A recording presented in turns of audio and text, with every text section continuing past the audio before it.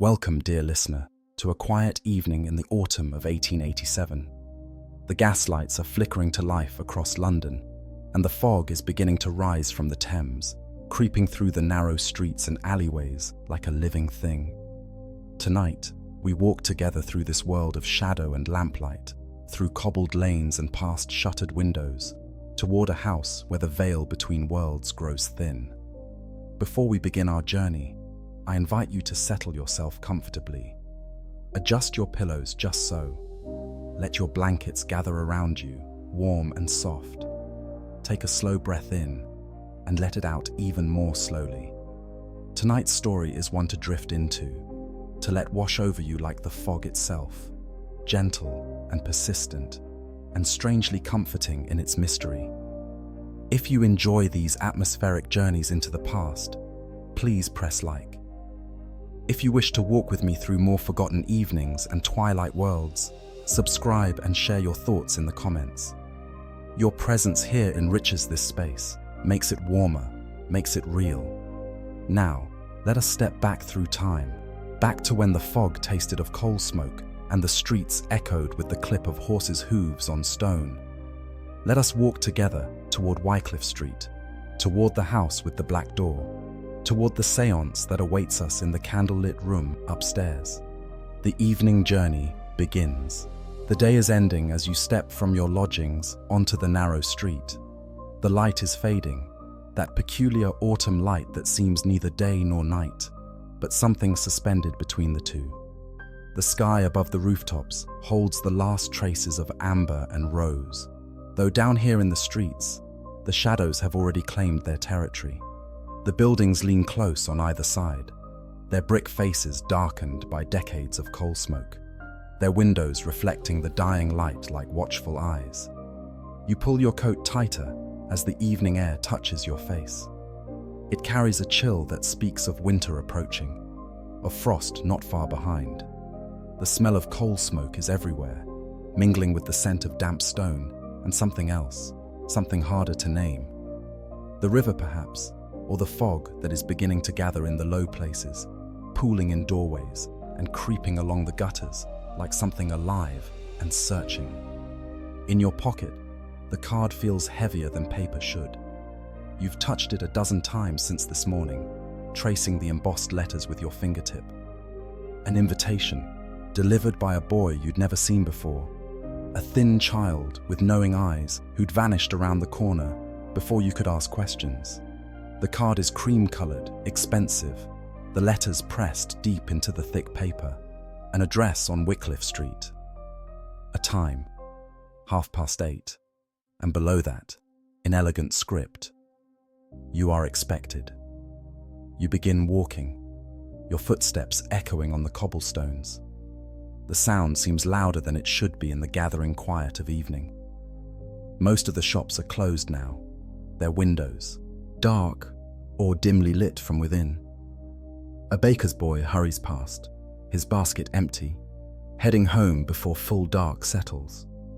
A woman in a shawl crosses the street ahead of you, her face shadowed, her shoes making soft scuffing sounds on the stones. The gaslights are coming on now, one by one. You watch as a lamplighter moves down the opposite side of the street, his long pole reaching up to each lamp. The gas catches with a soft pop, and warm yellow light blooms inside the glass, pushing back the shadows for a few feet around each lamppost. But the darkness between the lamps seems to deepen in response, as if the light and shadow have reached some agreement about how to share the city between them. The fog is thickening now. You can see it swirling in the lamplight, yellow-tinged and somehow thick, as though you could reach out and gather it in your hands like fabric. It has a smell, this London fog, sharp and sulphurous, catching slightly in your throat. It carries the day's coal smoke, the exhalations of a million chimneys, the breath of the great city itself. Some call it a London particular, this fog that belongs to this place and nowhere else. It softens sounds, blurs edges, makes the familiar strange and the strange somehow more present. You turn onto a broader street, one you know by day, though it looks different now in the dimming light and rising fog. The buildings here are taller, more prosperous, their facades adorned with columns and cornices that fade up into the darkening sky. A cab rattles past, its horse's hooves striking sparks from the stones, the driver hunched on his seat with his collar turned up against the chill. Through the cab's window, you catch a glimpse of pale face, a woman in evening dress, here and then gone, swallowed by the fog and the gathering night. You walk on, your pace steady, unhurried. There's time yet before 8:30, though you're not entirely sure how much time. The city's clocks don't always agree with each other, and in the fog, sound travels strangely. You heard a church bell some minutes ago, muffled and distant, but you couldn't count the strokes with certainty. 6, perhaps, or 7. The fog confused the sound, broke it into pieces, scattered it like something dropped. A cat appears from an alleyway, black as the shadows themselves, and whines between your feet before vanishing again into the darkness.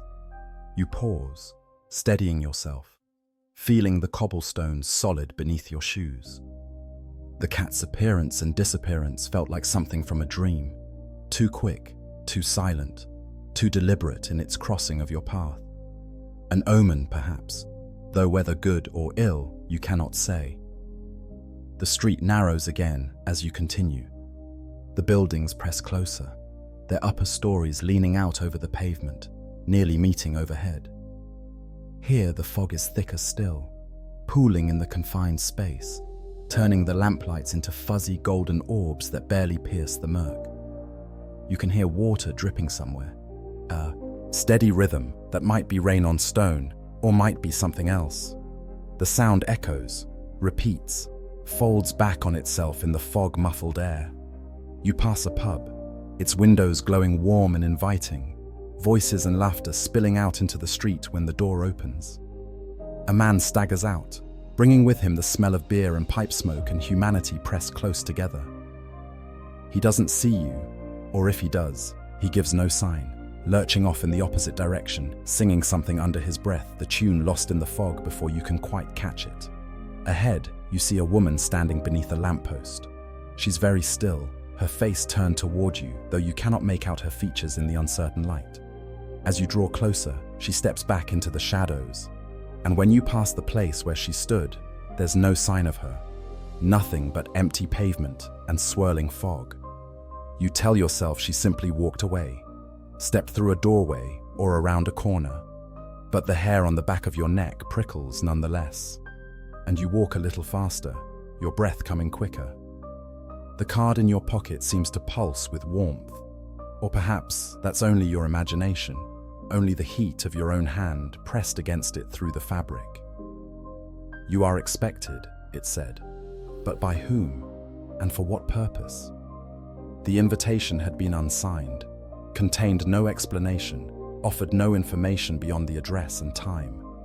Yet something in you had known, immediately upon reading it, that you would go, that you must go, as if the invitation were not really a request at all, but rather an acknowledgement of something already decided, already fated, already written in whatever book records such things. You turn again, leaving the broader street for a narrower one. The buildings here are older, their brick faces darker, their windows smaller, and set with thick glass that reflects the lamplight in strange, distorted patterns. A sign creaks on its hinges overhead. A bootmaker's shop, long closed, the window empty and dark. Beyond it, a gap between buildings opens into an alley so narrow and dark that you cannot see into it at all. The fog pours from that darkness like water, spilling onto the pavement, bringing with it a smell of damp and decay, and something else, something like dried flowers or old perfume, sweet and sad and faded. You walk on, leaving the alley behind, though you can feel it at your back, that opening into darkness, that place where the fog births itself into the streets. Your footsteps echo, steady and sure, the rhythm almost comforting now in its regularity.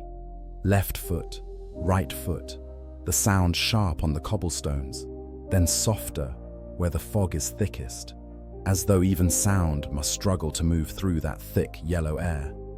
A clock strikes somewhere, the sound rolling through the fog in waves. You count. 1, 2, 3, 4, 5, 6, 7, 8. 8 o'clock. You're later than you thought, or the walk has taken longer than expected, or perhaps time itself moves differently on such a night, when the fog erases distances and makes the familiar foreign. You quicken your pace, though not hurrying, not quite. There's still time. 8:30, the invitation said. You'll arrive exactly when you're meant to arrive, not before, not after. You feel this with certainty, though you couldn't say why. Ahead, a street sign emerges from the fog. Wycliffe Street. The letters are barely visible. The paint faded, partially obscured by grime. But it's there, and you turn onto it, your heart beating faster now, though whether from anticipation or apprehension, you cannot quite say. Perhaps both. Perhaps something else entirely, something that has no name but is nonetheless real, pressing against your chest, making each breath feel significant, weighted, important. Wycliffe Street is quieter than the roads you've left behind. No shops here, only houses, tall and narrow, standing shoulder to shoulder along the street. Their windows are dark for the most part, or show only dim lights behind heavy curtains. The fog is thicker here, so thick that you can see only 2 or 3 houses ahead before everything dissolves into that yellow murk. The lampposts are farther apart, their light barely reaching from one to the next, leaving pools of deeper shadow between. You walk slowly now, counting the houses, looking for the number written on your invitation. The buildings watch you pass, their windows like eyes, their doors firmly shut. You can hear nothing from within them, no voices, no movement, nothing to suggest that anyone lives in these silent facades. Perhaps everyone is gone. Perhaps the fog has swallowed them all, leaving only the empty shells of their houses standing here like monuments to a vanished world. Then you see it. Number 17. The house is taller than its neighbors, narrower, its facade the darkest on the street. 3 stories rise above you, the windows on the upper floors barely visible in the fog and failing light. The door is black, black as midnight, black as the space between stars, and set in its center is a brass knocker in the shape of a lion's head, the metal polished to a dull shine that catches the lamplight and throws it back in strange, shifting patterns. You stand before the door, your hand already rising toward the knocker before you've quite decided to reach for it. The brass is cold under your fingers, colder than the evening air, cold as metal left lying in snow. You lift the knocker and let it fall. The sound seems enormous, echoing not just from the door but from the street itself, from the fog, from somewhere deeper that you cannot name. Once, twice, 3 times you knock, and the sound rolls through Wycliffe Street like thunder, though the fog muffles it even as it amplifies it, creating echoes that seem to come from everywhere and nowhere at once. Then silence. You wait, your hand falling back to your side, your breath visible now in the cold air, small, clouds that dissipate into the larger fog surrounding you. You wait, and the street waits with you, and even the fog seems to pause, hanging motionless in the air like a held breath. The black door opens. From within the house comes the sound of footsteps, slow, measured, moving through what must be a hallway, approaching the door from the other side. You hear a bolt sliding back, then another, the metallic sounds distinct in the quiet. Then the door swings inward, silent on its hinges, opening onto darkness. A figure stands in that darkness. You cannot see them clearly at first, only a shape, a silhouette against the dim light that comes from somewhere deeper in the house. Then they step forward slightly, and you see it's a man, elderly, dressed in black from collar to shoes, his face pale and lined and utterly expressionless. A servant, you think, though there's something strange about him, something in the way he stands so perfectly still, as if he's not quite real, as if he might be a painting of a servant rather than a living man. "You are expected," he says. His voice is soft, neutral, carrying no warmth but also no hostility. It's simply a statement of fact, delivered without inflection. "Please, enter." He steps back, and you find yourself moving forward, crossing the threshold, entering the house. The air inside is warmer than outside, but only slightly so, and it carries a different smell. Old wood, candle wax, something herbal that might be incense, and underneath all of that, something else. Not unpleasant exactly, but strange. The smell of a house that has stood for many years, that has seen many things, that holds memories in its walls like water held in stone. The servant closes the door behind you, and the sound of the street cuts off as if a curtain has dropped. The silence inside the house is complete, profound, the kind of silence that seems to have weight and presence. You stand in the entrance hall, your eyes adjusting to the dimness. There is light here, but not much. A single candle burning on a small table against one wall, its flame steady and still in the motionless air. The hall is narrow and rises high above you, the ceiling lost in shadow. The walls are papered in a dark color, burgundy or deep brown. You cannot quite tell in the candlelight. Portraits hang at intervals, old paintings in heavy frames, faces looking down from the walls. You cannot make out their features clearly, but you can feel their eyes, can sense them watching you with that peculiar intensity that painted eyes sometimes seem to possess. A staircase rises at the far end of the hall, carpeted in red, the banister dark wood polished to a gleam. The stairs ascend into deeper darkness, curving out of sight, leading to the upper floors where the séance must be held. You can hear nothing from above, no voices, no movement, nothing to suggest that anyone else is here. Yet you know they are. The house feels occupied, inhabited, full of presence even, though you can see no one. "Your coat," the servant says, and you realize you're still wearing it, still holding your hat in your hand. You hand them over, and he takes them with hands that are thin and very pale, hands that look as though they've never seen sunlight, never felt warmth.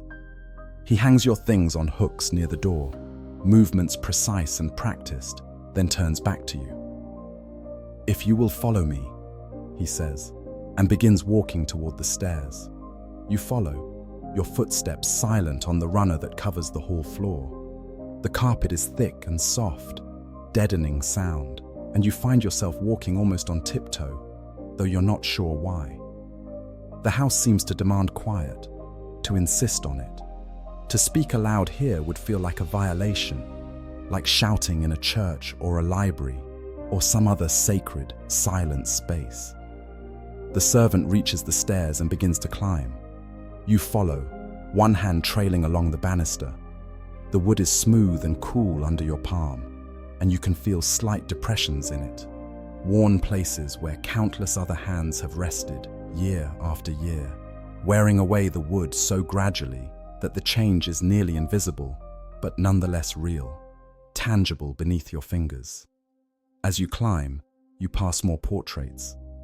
They're easier to see here, where the staircase wall catches more light from the candle the servant carries.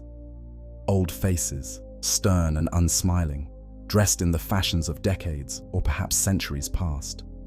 High collars and elaborate cravats for the men, severe hairstyles and dark dresses for the women. Their eyes follow you as you pass, or seem to, that trick of well-painted eyes that makes them appear to shift and track across a room. The stairs turn, and you find yourself on a landing. A window here looks out onto the street, but the glass is so thick with grime, or perhaps designed with some rippled texture, that you cannot see through it clearly. Only vague shapes, blurred suggestions of the gaslight outside, the fog moving past like slow smoke. The servant doesn't pause, continuing up the next flight of stairs, and you follow, climbing higher into the house. The air grows closer as you ascend, warmer, more still.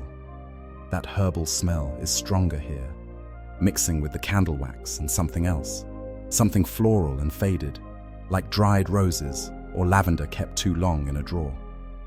Your heart is beating faster now, and you realize your palms are slightly damp. Nervousness, perhaps, or anticipation, or both.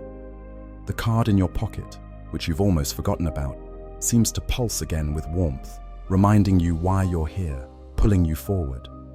Another landing, another turn, and then the servant stops before a door. It's painted white, or was once, though the paint has yellowed with age and cracked in places, revealing darker wood beneath. A brass handle catches the candlelight, winking like a small eye. The servant reaches out and turns the handle, pushing the door open. "The drawing room," he says. "Please, wait within. It will not be long now." He gestures for you to enter, and you do, stepping across the threshold into the room beyond. The waiting room. The drawing room is larger than you expected, longer than it is wide, with a high ceiling that disappears into shadow above. 2 windows face the street, their curtains drawn back to reveal the fog pressing against the glass, like something trying to get in. Between the windows stands a tall mirror, its surface mottled with age, reflecting the room behind you in wavering, uncertain images. Candles burn throughout the space, dozens of them, set in holders on the mantelpiece, on small tables scattered about, in wall sconces that cast their light upward, making strange patterns on the ceiling. The candlelight is golden and warm, yet somehow it doesn't seem to truly illuminate the room.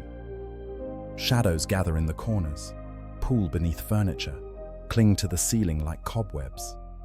The light and the dark seem evenly matched here, neither quite able to defeat the other. The walls are covered in wallpaper of a deep crimson, figured with darker patterns that might be flowers, or might be something else, something more abstract. The pattern shifts in the candlelight, seems to move, to breathe, to pulse with some rhythm that's just below the threshold of perception. Paintings hang here too, though these are different from the portraits in the hallway. Landscapes mostly, dark and moody scenes of forests and mountains and stormy seas, all rendered in somber colors that make them seem less like windows onto other places and more like glimpses into other, darker worlds. The furniture is heavy, old, upholstered in fabric that might once have been bright, but has faded to muted browns and greys and dull purples. A sofa stands against one wall, flanked by 2 wing chairs. A chaise lounge occupies the space near the windows, its surface covered in cushions. Small tables hold books with worn spines, porcelain figurines, a clock that has stopped at some hour you cannot quite make out in the dim light. And there are others here. You're not alone. 3 people sit, scattered about the room, positioned so that they're not quite together, but not quite separate either. They look up as you enter, their faces turning toward you, pale in the candlelight, their eyes reflecting the flames in small, bright points. The closest is a woman, older, perhaps 60, dressed in black from throat to floor. Widow's weeds, you think, the deep mourning clothes that Victorian convention demands. Her face is heavily lined, her hair grey and pulled back severely from her face. She sits very upright in one of the wing chairs, her hands folded in her lap, her expression neutral, but her eyes bright with something you cannot name. Interest, perhaps, or need, or hope. She nods to you slightly, a bare inclination of her head, but says nothing. On the sofa sits a younger woman, 30 perhaps, or a bit more. Her dress is also dark, though not the complete. Black of mourning, but a deep blue that looks almost black in the candlelight. Her hair is fair, piled atop her head in an elaborate arrangement that must have taken her maid an hour to create. Her face is pretty but pale, so pale that she looks almost ill, and her hands twist in her lap, fingers knotting and unknotting, betraying an anxiety that her expression tries to hide. She looks at you and quickly away, her gaze skittering like something frightened. The third person is a man, middle-aged, with dark hair beginning to grey at the temples. He wears evening dress, formal and correct, his collar very white against his dark jacket. He stands near the fireplace, one arm resting on the mantel, studying you with open curiosity. His face is harder to read than the women's, more guarded, But you sense skepticism in him, doubt mixed with curiosity. He's here because he wants to believe, you think, but doesn't quite dare to. "Good evening," he says, his voice cultured, educated, carrying the accent of someone who's never had to worry about money or position. "Another seeker, I presume?" You nod, not quite trusting your voice, not sure what to say. The word seeker feels strange, weighted, as though it means more than it should. "We're all seekers tonight," the man continues. "Seekers of truth, of proof, of contact." He says the last word softly, almost hesitantly, and something in his face changes when he says it. Some flicker of emotion that might be pain or might be longing. The elderly woman in black speaks for the first time, her voice surprisingly strong, clear. "We seek those we have lost," she says. "Those who have gone ahead of us into that country from which no traveler returns. Or so they say. But tonight..." She pauses, her eyes distant, focusing on something only she can see. "Tonight, perhaps they do return. Perhaps the veil is thin enough. Perhaps love is strong enough." The younger woman makes a small sound, quickly suppressed, and presses a handkerchief to her mouth. Her shoulders shake slightly, though whether from tears or something else, you cannot tell. "Please," the man says, gesturing to the remaining chair. "Sit. We're waiting for the others, and then for her, for Mrs. Blackwood, the medium."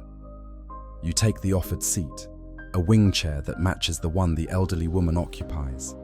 The fabric is velvet, worn smooth by years of use, and the chair envelops you, its wings creating a private space within the larger room. From here you can see all the others, can see the door through which you entered, can see the windows where the fog presses close. The clock on the mantel ticks loudly in the silence, though you could have sworn it was stopped when you first saw it. Perhaps the candlelight deceived you. Perhaps you misread the hands. The sound is steady, relentless, marking off seconds that feel longer than seconds should. Tick, tick, tick. The sound fills the room, fills your head, until it's almost hard to think of anything else. "How long have you been here?" you ask, surprised to hear your own voice, surprised that you've broken the silence that seemed so important to maintain. The man checks his pocket watch, a gesture so practiced it's clearly habitual. 20 minutes, he says. Perhaps half an hour. Time becomes uncertain in this house, in this room, while we wait.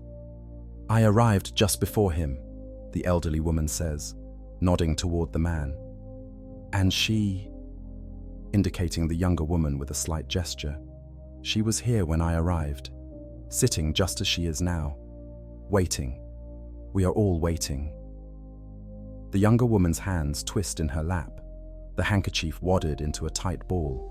When she speaks, her voice is barely audible, a whisper that you have to strain to hear.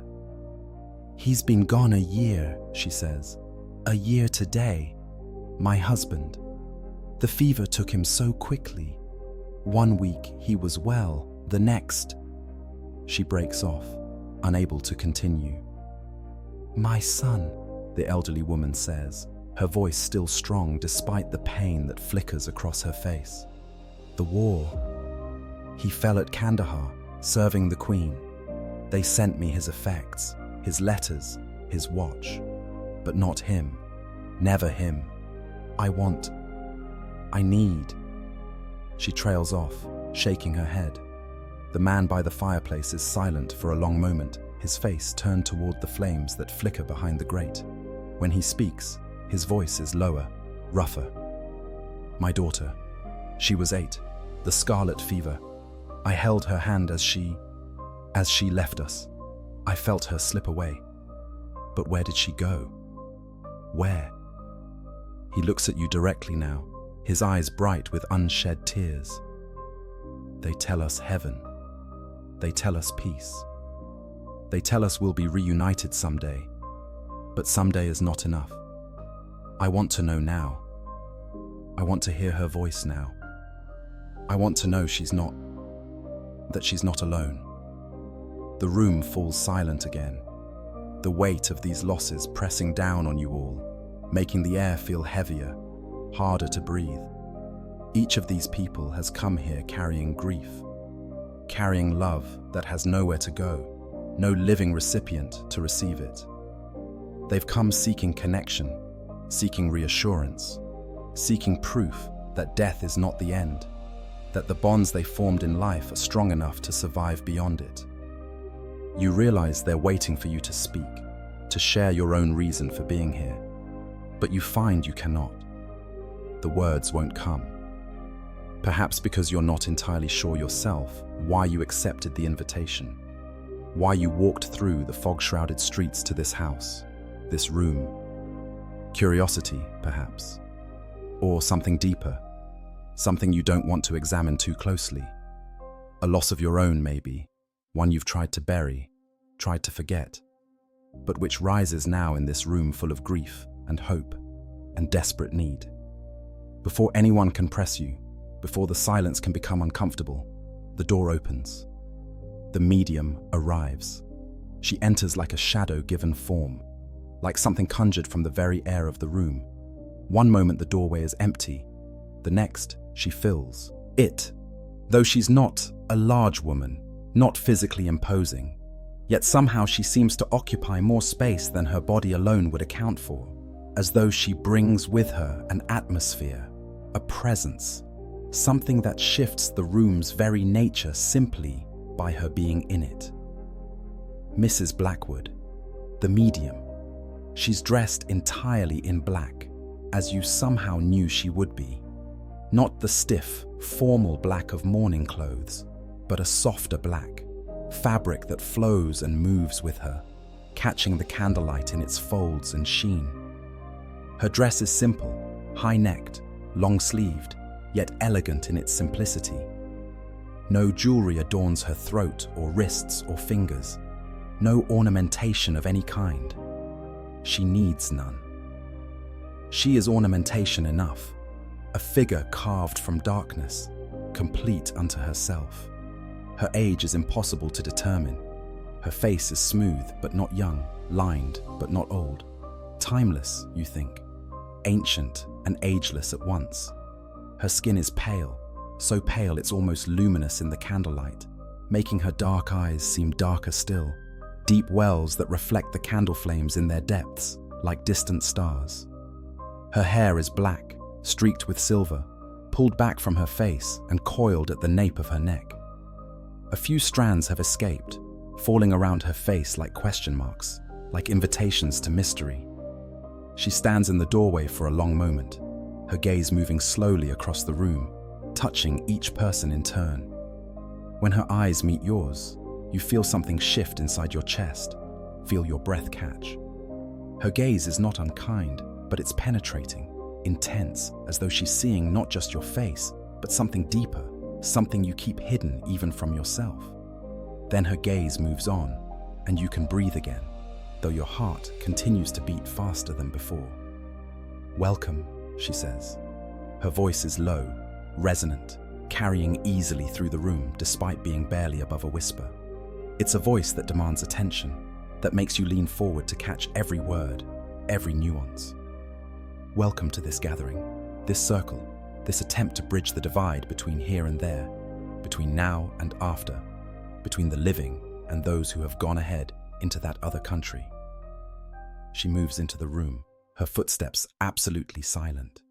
You cannot hear them at all, cannot hear the rustle of her dress, cannot hear anything except her voice and the ticking of the clock, and your own heartbeat loud in your ears. "You have come seeking," she continues, moving toward the center of the room where a large circular table stands, draped in dark cloth. You hadn't noticed the table before, or perhaps it wasn't there before, or perhaps the shadows hid it until this moment. You have come with questions, with longing, with grief that has nowhere to go, no outlet, no recipient. You have come hoping that tonight the veil might thin enough to allow passage, communication, contact. She reaches the table and places her hands upon it, palms flat against the cloth. Her fingers are long, graceful, adorned with no rings. "I am the bridge," she says softly. "I am the channel through which the spirits may speak, may make themselves known, may reach across the barrier that separates their world from ours. But I can make no promises. I can offer no guarantees. The spirits come when they will, speak what they will, reveal what they choose. I am merely the door through which they may pass, should they choose to do so." She looks around the room again, her gaze lingering on each person. "Some of you are believers already," she says. "You have seen or felt or known something that convinced you that what we attempt tonight is possible. Others among you are skeptics, doubtful, here perhaps because someone you trust urged you to come, or because grief has made you desperate enough to try anything, even this. It does not matter. Belief is not required, only openness, only a willingness to listen, to observe, to accept what comes without prejudgment or predetermined conclusions." She pauses, and in that pause the room seems to breathe, the candlelight wavering slightly, though there's no draft, the shadows shifting as though they too are listening, waiting. "We will begin," she says, "when the others arrive." As if summoned by her words, the door opens again. 2 more people enter, an older gentleman with white hair and a military bearing, and a woman perhaps 50 years old, dressed in grey, her face calm and composed. They take seats without speaking, nodding to Mrs. Blackwood, who acknowledges them with a slight inclination of her head. "Now, you are 7. 7 seekers, 7 mourners, 7 believers, or skeptics, or something in between, gathered in this room on this fog-shrouded night, waiting for what comes next." Mrs. Blackwood moves around the table, lighting more candles, placing them at intervals around the room's perimeter. The light grows brighter, but somehow also stranger, more uncertain, as though the additional candles create more shadows than they dispel. When all the candles are lit, she returns to the table and begins to arrange objects upon it. A bell, small and silver, a slate and piece of chalk, several flowers, their petals dried and brown, a photograph in a silver frame, face down. "These are tools," she says, "focal points, objects through which the spirits may manifest their presence, may make themselves known." She touches each object lightly as she speaks, her fingers barely grazing them. The bell may ring without being touched. The chalk may write without human hand guiding it. The flowers, sometimes the spirits bring the scent of flowers, of perfume, reminding us of better days, of how things were. She completes her arrangements and steps back, surveying the table with satisfaction. Then she looks at each of you in turn, her dark eyes catching and holding your gaze. "It is time," she says softly. "Please, come, take your places at the table. We will form the circle." The circle forms. The chairs around the table seem to have been waiting there all along, though you don't remember seeing them before. Perhaps they were in shadow. Perhaps you were looking at other things. Or perhaps they simply appeared when they were needed, called into being by Mrs. Blackwood's will, or the house's strange magic, or something else you don't understand. You rise from your wing chair, and the others rise as well, moving toward the table as though drawn by invisible threads. Mrs. Blackwood directs you to your places with small gestures, arranging you around the circle according to some principle or pattern only she understands. You find yourself seated between the elderly woman in mourning black and the military gentleman with white hair.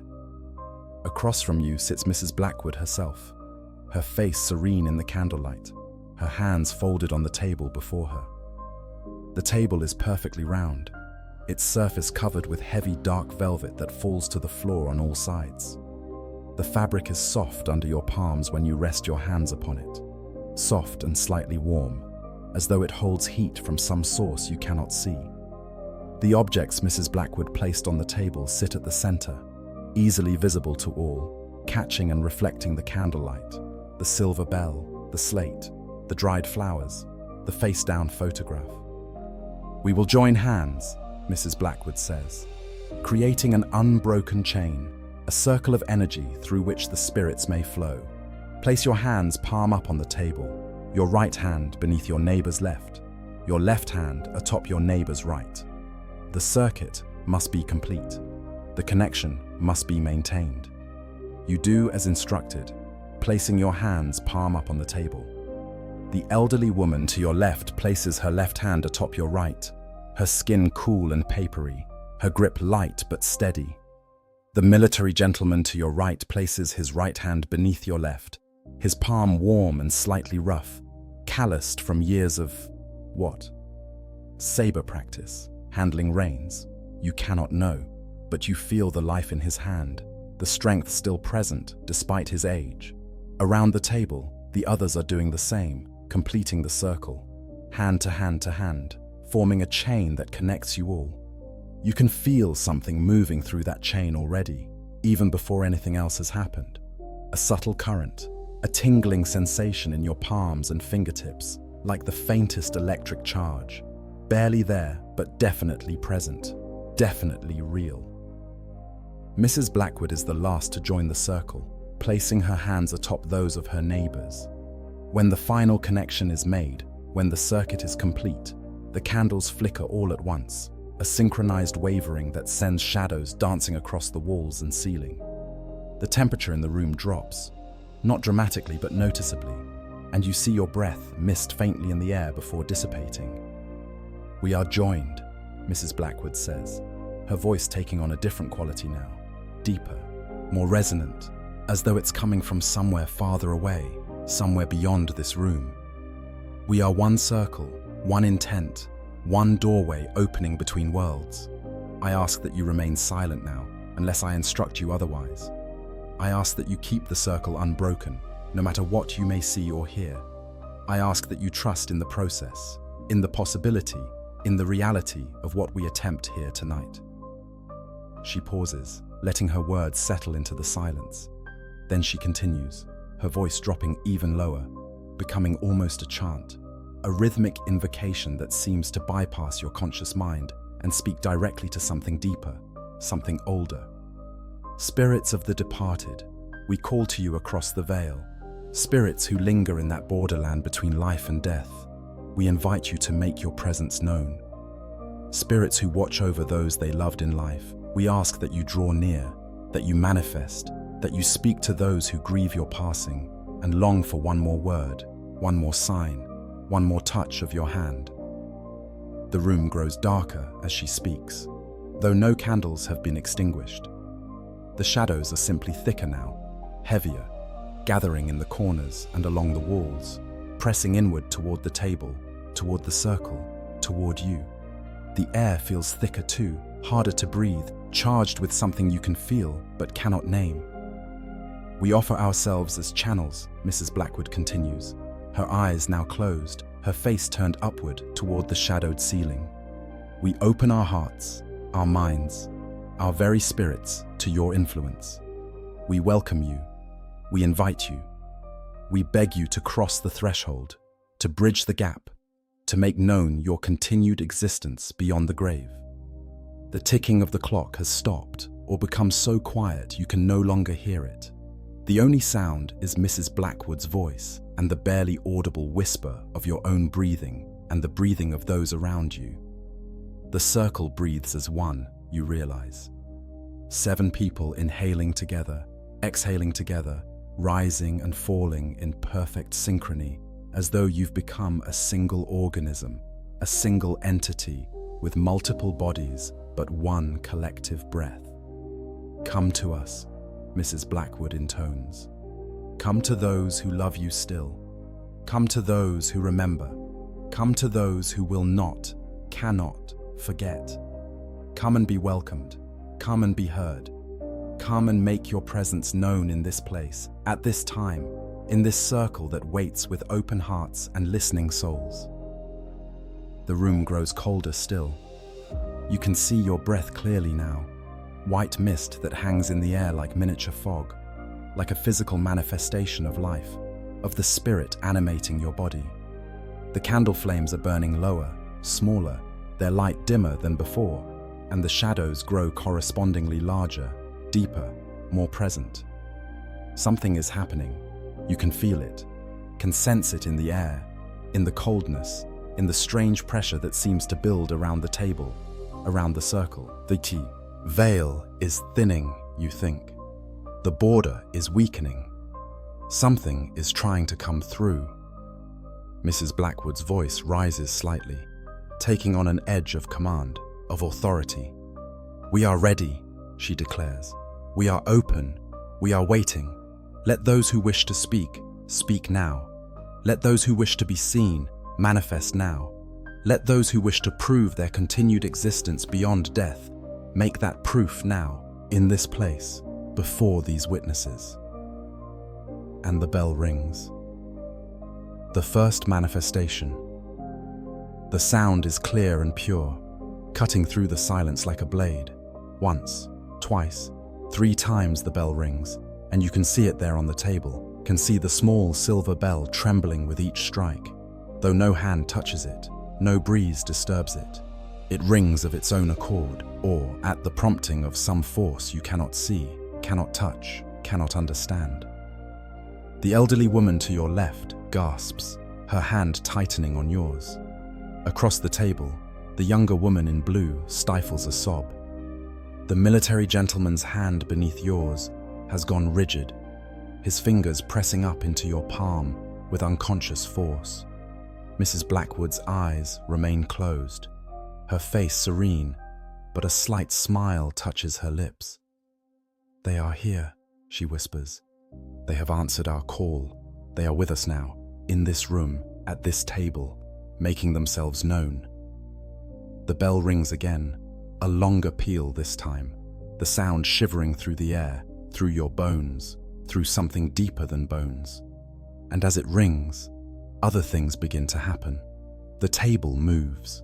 Not dramatically, not violently, but it definitely moves. A slight rocking motion that you can feel through your hands, through the velvet covering, through the solid wood beneath. Left, then right, then left again. A gentle swaying, as though the table has come alive, as though it's breathing in time with your collective breath. "Do not break the circle," Mrs. Blackwood says urgently, and you realize several people were about to pull their hands away, to recoil from the moving table. The connection must be maintained. Trust the process. Trust the spirits. They mean no harm. They are merely announcing their presence, proving their reality. The table's movement intensifies, the rocking becoming more pronounced, and you grip the hands of your neighbors more tightly, and they grip yours. Everyone holding on, maintaining the chain, keeping the circle unbroken despite the strangeness, despite the fear that's beginning to crawl up your spine like a living thing. A sound comes from somewhere in the room, from the shadows gathered near the ceiling perhaps, or from the corners, or from somewhere even farther away. It's a faint whisper at first, impossible to make out, like the sound of wind through distant trees or water running over stone. But it grows clearer, more distinct, separating into syllables, into something that might be words, might be names, might be messages from some mouth that no longer draws breath. "Listen, Mrs. Darcy," Blackwood commands, her voice still low, but carrying absolute authority. "Listen carefully. They are trying to speak. They are trying to make themselves understood. Someone here is being called. Someone here is being summoned by name." You strain to hear, your whole attention focused on that whisper that seems to come from everywhere and nowhere. The sound rises and falls, fades and strengthens, as though whatever is speaking is having trouble maintaining its presence in this world, as though the effort of crossing over is immense, exhausting, barely sustainable. Then you hear it clearly, a single word spoken in a voice that seems to have no gender, no age, no human quality at all, yet is somehow perfectly understandable. "Emma." The younger woman in blue begins to shake, her entire body trembling. "That's me," she whispers, her voice breaking. "I'm Emma. Who's calling me?" "Ask," Mrs. Blackwood instructs. "Ask who seeks you. Ask who speaks your name from beyond the veil." Emma swallows hard, her face very pale in the candlelight. "Who's there?" she says, her voice barely audible. "Who calls my name? Please tell me who you are." Silence stretches for a long moment, long enough that you think perhaps there will be no answer, that the voice has gone, returned to whatever realm it came from. But then it comes again, clearer now, stronger, and this time you can hear the warmth in it, the love, the desperate longing. "Emma, my Emma."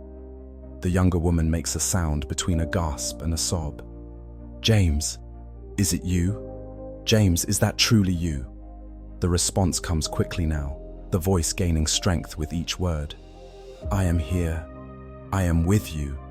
Never left you. Never could leave you." Tears stream down Emma's face, glittering in the candlelight. Her hands tremble in the hands of her neighbors, but she doesn't break the circle, doesn't pull away. "James, I miss you so much. I can't go on without you. Everything is so dark, so cold, so empty. You must live. For both of us. I am at peace. But you must live. Promise me." Emma nods frantically, though whether the spirit can see her gesture, you have no idea.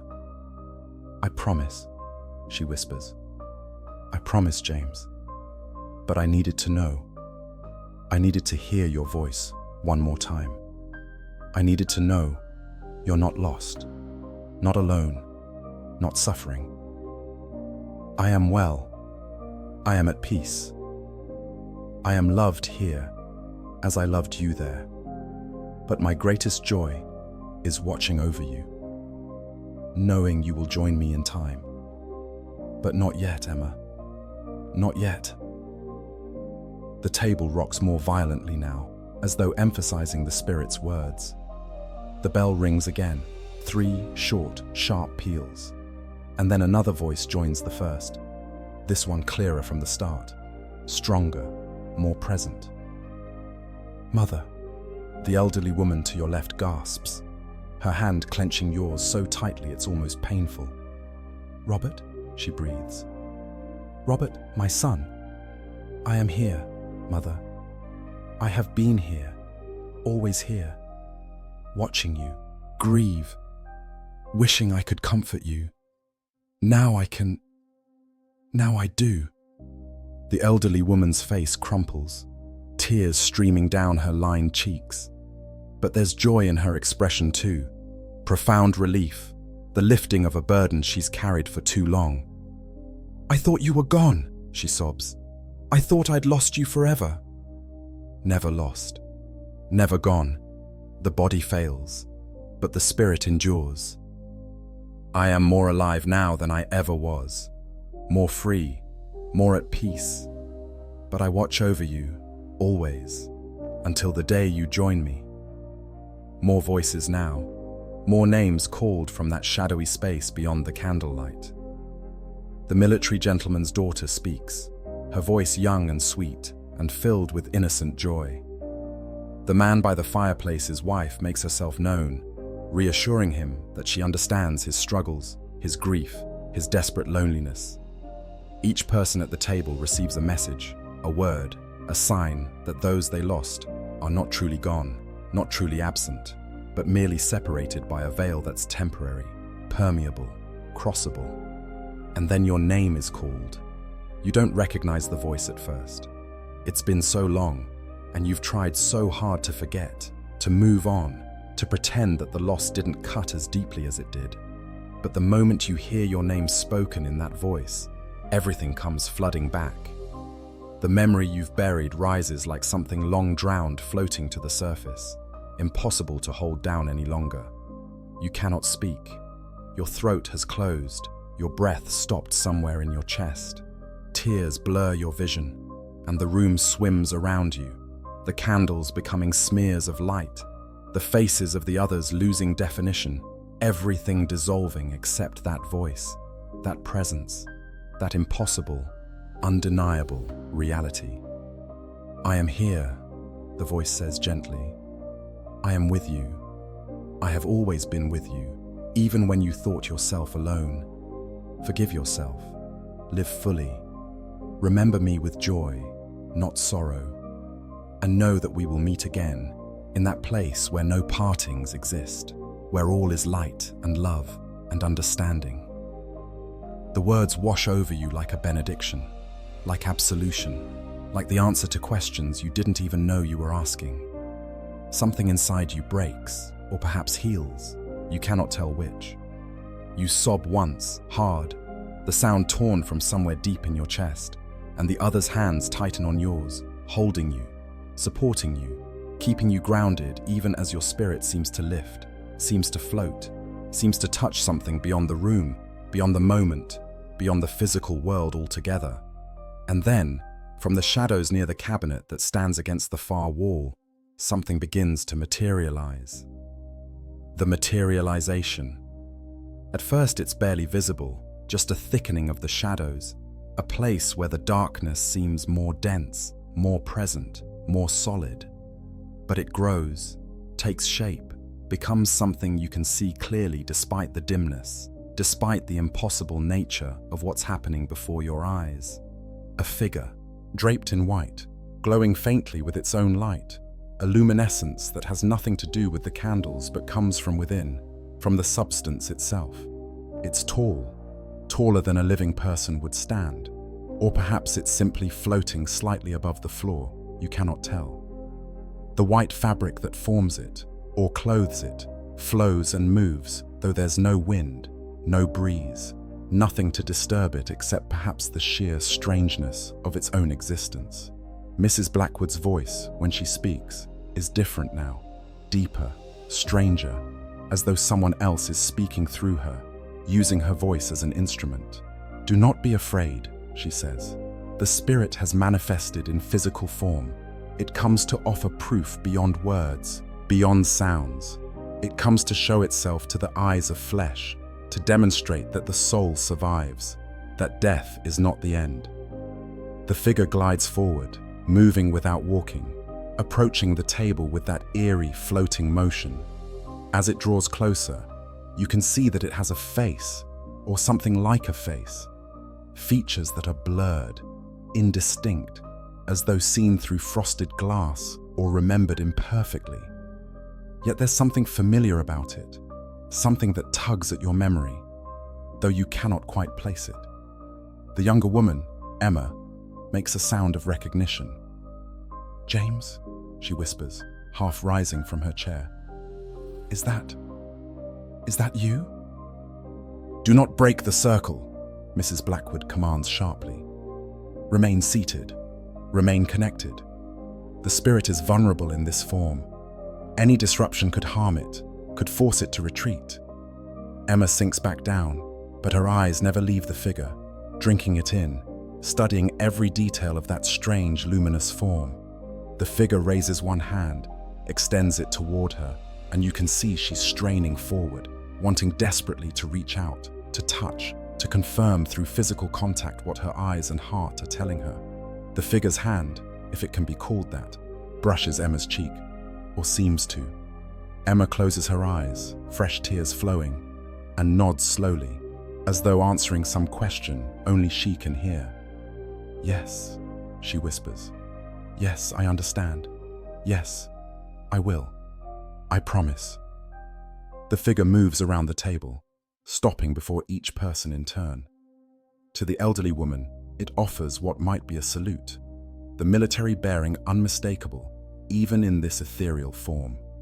She smiles through her tears, returning the salute with a slight nod. "Until we meet again, my son. Until we meet again." When the figure stops before you, you feel your breath catch. This close, you can see details you missed before. The way the fabric seems to be both solid and insubstantial at once. There and not there, real and impossible. The face, still blurred, still indistinct, yet somehow conveying expression, conveying recognition, conveying love that transcends death, transcends the very boundaries, of existence itself.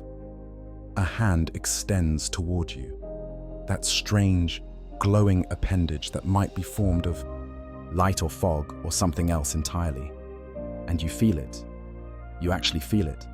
A pressure against your cheek, cold but not unpleasantly so, more like the coolness of marble warmed by sun than the chill of death.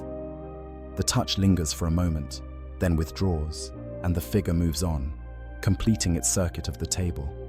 When it returns to the space before the cabinet from which it emerged, it pauses, raising both hands in what might be a gesture of farewell, or blessing, or both.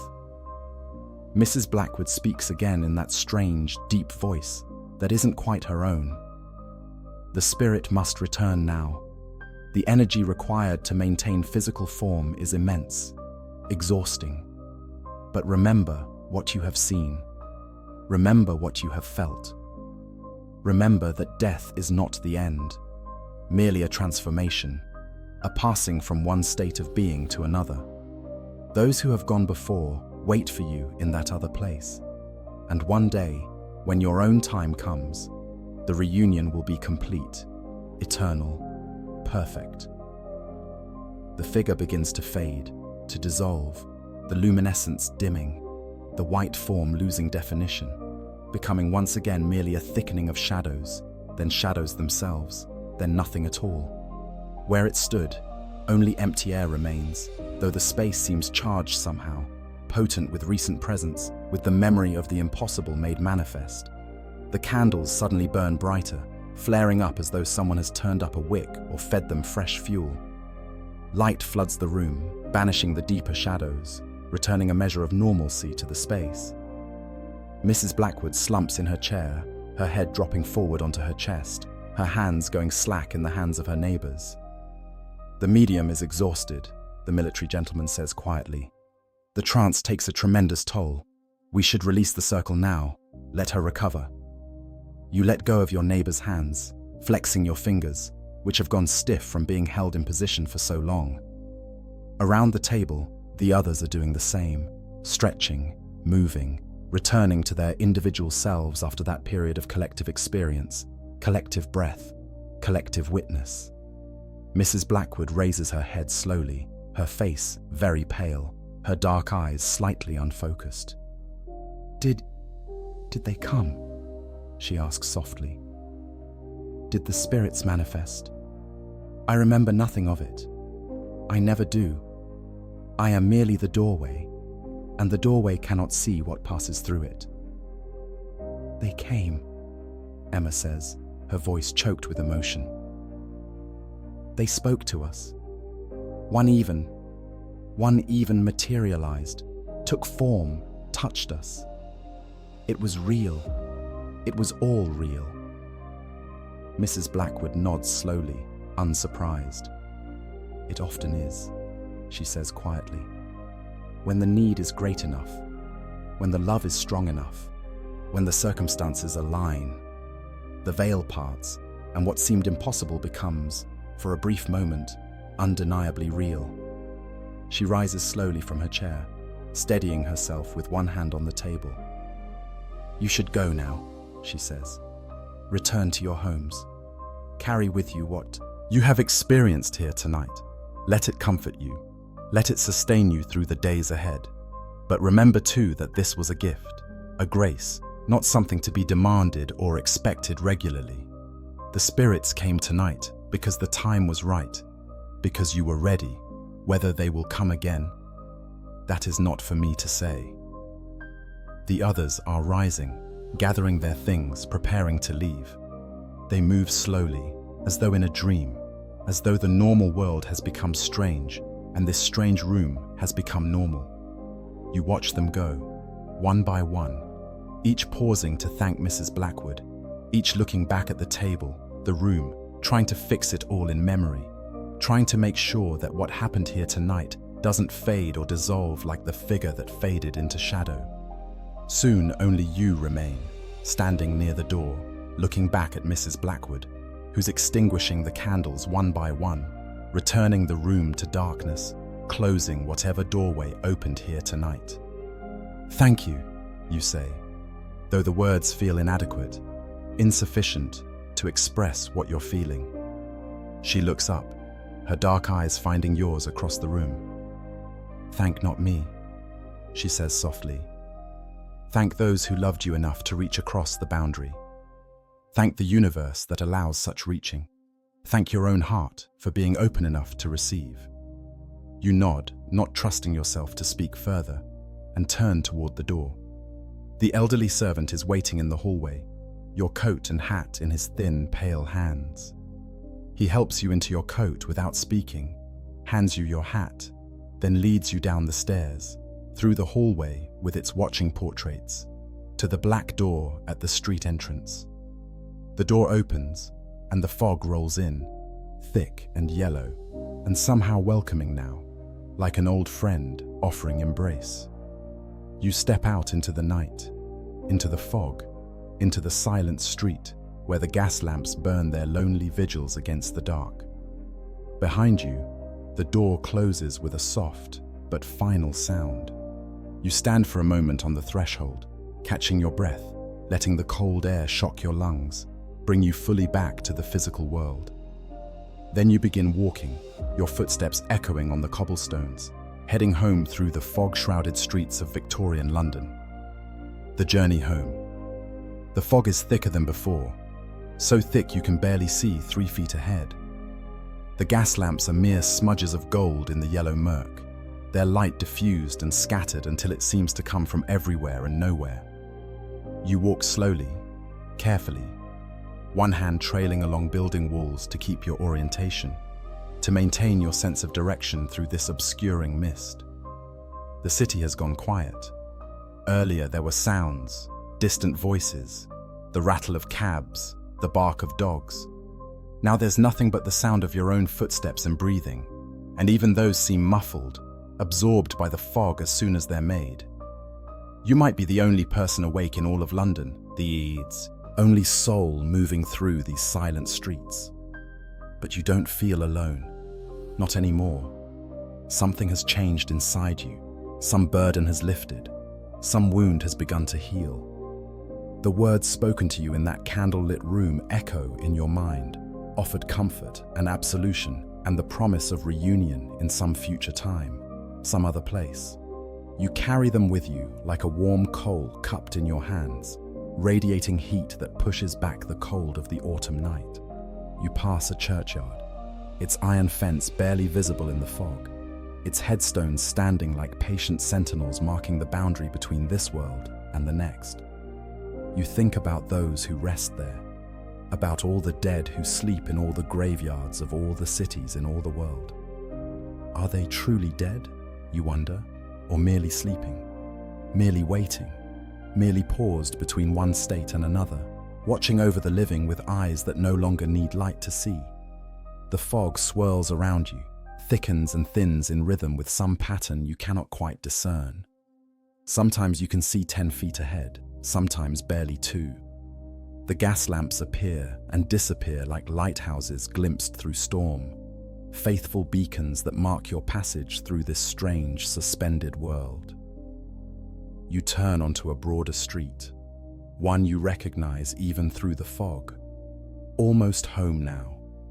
A few more turns, a few more streets, and you'll be back in your own rooms, your own bed, your own familiar space. But you're not eager to rush. The night, despite its strangeness, despite its cold and fog and silence, feels somehow sacred. Something happened tonight, something real, something important, something that cannot be easily dismissed or explained away. A cat crosses your path again, or perhaps it's the same cat from earlier, black as midnight, eyes glowing briefly as they catch the lamplight. It pauses, looks at you, seems almost to nod in recognition, then continues on its way, vanishing into the fog. A messenger, perhaps, between this world and the other. A guide, walking the borderlands, comfortable in both the physical and the spiritual realm. You think about the séance, about Mrs. Blackwood and her dark eyes and her strange, deep voice. Was she truly in a trance? Truly possessed by spirits using her as a channel? Or was she a skilled performer, a master of psychology and stagecraft, giving people what they desperately needed to hear? And does it matter? If the comfort is real, if the healing is genuine, if the peace that comes is actual and lasting, does it matter whether the mechanism that delivered that peace was supernatural or natural? You don't know. You find, to your surprise, that you don't particularly care. What matters is the experience itself, the feeling of connection, of being loved and watched over and promised eventual reunion. What matters is the lifting of the darkness that's hung over you since the loss you've tried so hard not to think about, not to acknowledge, not to let define you. The fog begins to thin as you approach your street, or perhaps dawn is closer than you thought, though when you check your pocket watch by the light of a lamp, you see it's barely past midnight. So much has happened in just a few hours.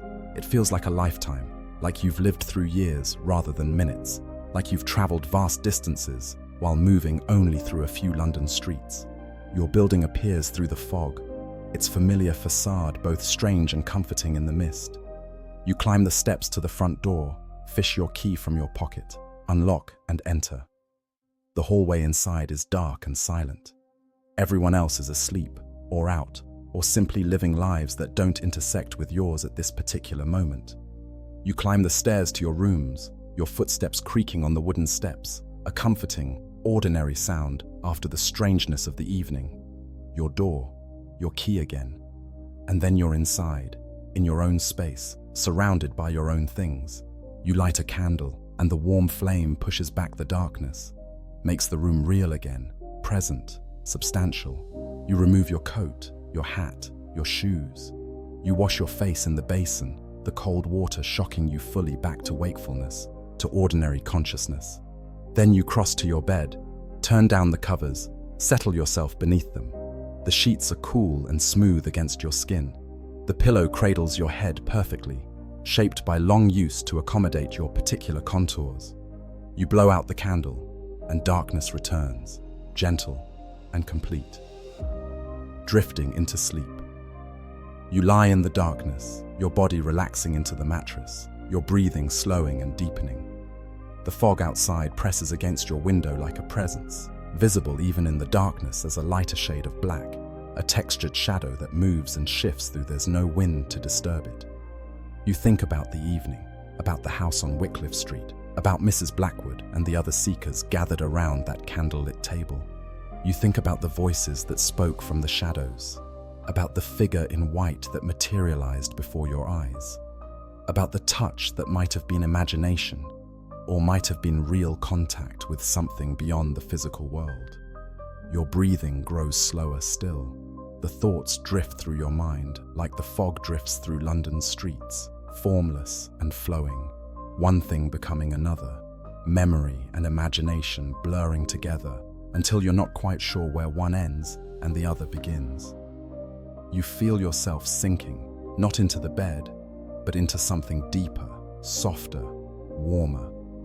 It's like falling, but without fear, without the usual jolt of panic that falling brings. It's gentle, this descent, comforting, accompanied by a sense of rightness, of returning to a place you've always known but somehow forgotten. Images drift through your mind, no longer quite memories and not yet dreams. The candlelit room, the joined hands, the circle breathing, as one. The bell ringing without being touched, the table moving without being pushed, the voices speaking from the shadow, the figure glowing in the darkness, the touch on your cheek, cold and warm at once, impossible and undeniably real. Your body has gone heavy, relaxed completely. You cannot feel your limbs anymore, cannot feel where you end and the bed begins. You're dissolving into comfort, into warmth, into the gentle embrace of approaching sleep. The fog outside grows brighter, or perhaps it's just a trick of your closing eyes, the way darkness sometimes seems to lighten just before consciousness fully departs. It pulses gently, rhythmically, breathing in and out like a living thing, like a vast sleeping creature whose dream you're about to enter. You hear, very faintly, a voice. It might be coming from outside, from the fog-shrouded street below, or it might be coming from inside, from your own memory, from that place in your mind where the evening's experiences are being filed away, sorted, made part of who you are. The voice speaks your name, softly, affectionately, with love that needs no proof, no demonstration, no validation beyond its own existence. You smile in the darkness, a small movement of muscles in your face that feels enormous, significant, meaningful beyond measure. You're not alone. You never were alone. Even in the deepest darkness, even in the most profound silence, there's presence, there's connection, there's love that survives, endures, transcends. Your breathing has become so slow, so deep, so rhythmic, that each breath feels like a small eternity. In, and the world expands. Out, and the world contracts. In, and you fill with light. Out, and you release into darkness. In and out, rise and fall. The eternal rhythm that connects all living things, all breathing souls, all spirits, whether embodied or freed. The last thought that crosses your mind before sleep claims you completely is simple, peaceful, resolved. Tomorrow, the fog will lift. Tomorrow, the sun will rise. Tomorrow will bring the ordinary world back with all its demands and distractions and everyday concerns. But tonight, just for tonight, the veil has thinned, the boundary has blurred, and you've touched something that exists beyond the reach of science, beyond the grasp of reason, beyond the explanations of the rational mind. You've experienced something that you'll carry with you always, a certainty deeper than belief, a knowledge that transcends mere information. You've learned that death is not the end, that love survives beyond the grave, that those who go before us are not lost, but merely waiting, watching, preparing a place where we will one day join them, where the veil will no longer be necessary, because all will be light, all will be love, all will be eternal reunion and understanding and peace. Sleep takes you gently, pulls you down into its soft darkness, and in that darkness you dream, and in those dreams you see faces you've missed, hear voices you thought silenced forever, feel embraces you believed lost beyond recovery. Whether these dreams are merely the brain's way of processing the evening's experiences, or whether they're something more, something genuine, something real, you neither know nor care. What matters is the peace, the comfort, the warmth that fills you as you sleep. What matters is waking tomorrow knowing that grief, while it will never fully disappear, has been transformed into something gentler, something bearable, something that connects rather than separates. What matters is that tonight, on a fog-shrouded evening in Victorian London, you attended a séance on Wycliffe Street, and you experienced something that changed you, healed you, gave you back a piece of yourself you thought lost forever. And that is enough. More than enough. It is everything. Sleep well, dear listener. Let the fog outside your window gentle you into dreams. Let the memory of candlelight warm you. Let the knowledge that love endures comfort you. Let the promise of eventual reunion sustain you. Rest now. Rest deeply. Rest completely. The veil is thin tonight, and those who love you watch over you from the other side, blessing your sleep, guarding your dreams, waiting patiently for the day when you will cross that veil yourself, and the reunion will be complete, eternal, perfect. Good night. Sleep peacefully, and remember, when you wake, that death is not the end, merely a transformation. And love never dies. If you enjoyed this journey into the fog-shrouded streets of Victorian London, if this atmospheric tale helped you drift toward peaceful sleep, please consider liking this video, Subscribe to join me for more bedtime stories that transport you to other times and places, that wrap you in mystery and wonder and gentle comfort. Share your thoughts in the comments. Tell me where you're listening from, what time it is where you are, whether the fog outside your window is real or imagined. Until next time, sleep well, dream deeply, and may all your séances, real or imagined, bring you peace. Good night.